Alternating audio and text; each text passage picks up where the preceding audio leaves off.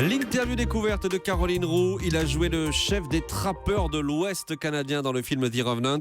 C'est le seul Frenchie du casting. Il est votre invité. Caroline, il a partagé une scène avec la star Leonardo DiCaprio. Oui, bonjour Fabrice Had. Bonjour. Vous avez 36 ans et vous avez participé à la grande aventure de The Revenant. 2 Oscars, meilleur acteur pour DiCaprio, meilleur réalisateur pour Iñárritu. Vous jouez le 10e rôle à peu près dans le film. Alors vous êtes le trappeur français. Est-ce que vous avez l'impression quand même d'en avoir un petit bout pour vous de ces Oscars ?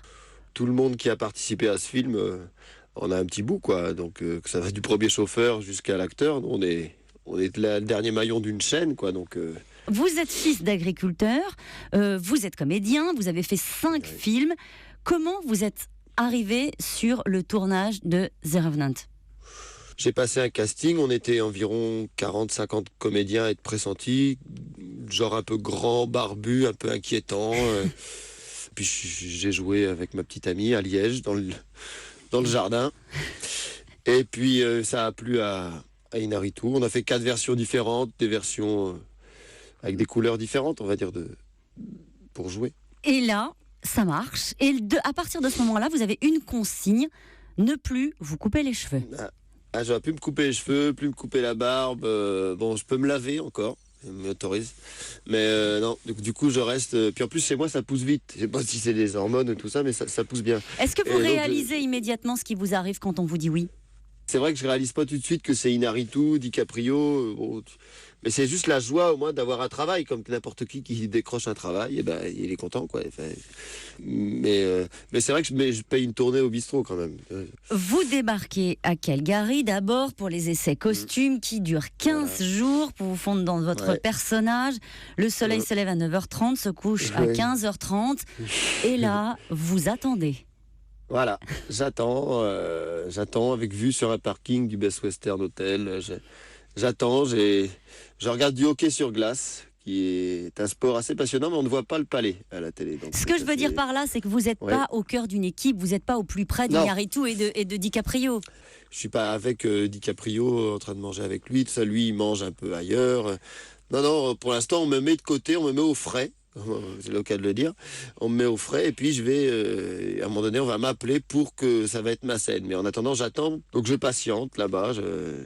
J'essaie d'apprendre l'anglais, je rencontre les gens. Vient enfin le tournage, la scène. Vous passez en réalité plus de temps avec la doublure lituanienne de DiCaprio qu'avec DiCaprio lui-même. Comme dans tous les films, il y a des doublures, quoi. Mais on travaille 2 heures, pendant 2 heures avant, puis DiCaprio arrive, il observe et tout ça, mais il n'est pas là dès le début, quoi. Comment ça se passe avec lui ? C'est ça qu'on a envie de savoir. Est-ce que vous êtes vous-même un peu impressionné de le voir débouler sur le plateau ? C'est un acteur comme un autre ? Je me dis, il faut qu'on fasse la scène. Il faut qu'on travaille bien. Après, bonjour Leonardo, tout ça, ok. Et j'essaye d'occulter un peu, sinon ça peut être un peu inhibant, le fait que c'est Leonardo DiCaprio. Parce qu'en même temps, c'est pas, il a comme 2 bras, 2 jambes, tu vois. Enfin, je sais pas si c'est mon orgueil qui parle, mais donc bon, je me dis quand même qu'il vaut 15 millions, quoi. Donc faut que je fasse gaffe à pas le casser. C'est pas plus impressionné que ça. Enfin, et puis il est très agréable. Et au moins il te regarde dans les yeux.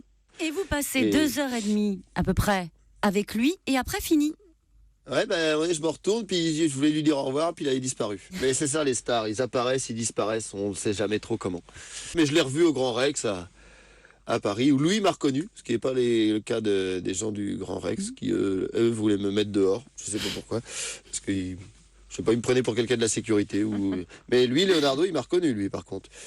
Donc, qu'est-ce qui vous en reste professionnellement de cette aventure en tant que comédien ? C'est un grand barnum, quand même, ce film-là. Comme souvenir, c'est tout ce qu'il y a en amont, avant, le fait d'avoir voyagé en classe affaires, tout ça, c'est vrai. Moi qui, avec ma grosse barbe, à côté d'hommes d'affaires et tout ça, je voyais qu'ils étaient un peu inquiets. Mais voilà, et puis quand même, d'un point de vue cinématographique, c'est une grande exigence, c'est quelqu'un qui travaille Iñárritu, jamais faute de mieux. Et puis quand même, d'être allé à l'étranger...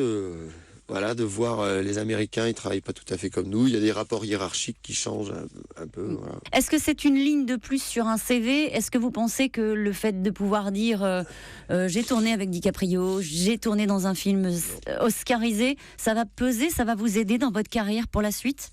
Je crois pas on me prendra pour un rôle parce que j'ai joué avec DiCaprio et Inarritu. J'en suis pas encore là. Voilà, moi j'aime mon métier, comme tout le monde, quoi. J'ai envie de travailler, et puis c'est tout. Et puis quand des gens comme Inarritu apprécient votre travail, on se dit on doit être à la bonne place. Et puis après, j'espère que je vais taper dans l'œil de d'autres personnes qui ont envie de créer des belles choses, c'est tout. Eh ben, on vous le souhaite. Merci beaucoup, Fabrice Had, d'avoir été mon invité. Mais quand même, vous avez le 06 de Leonardo DiCaprio.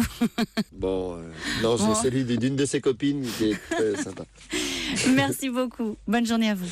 Allez, merci, au revoir.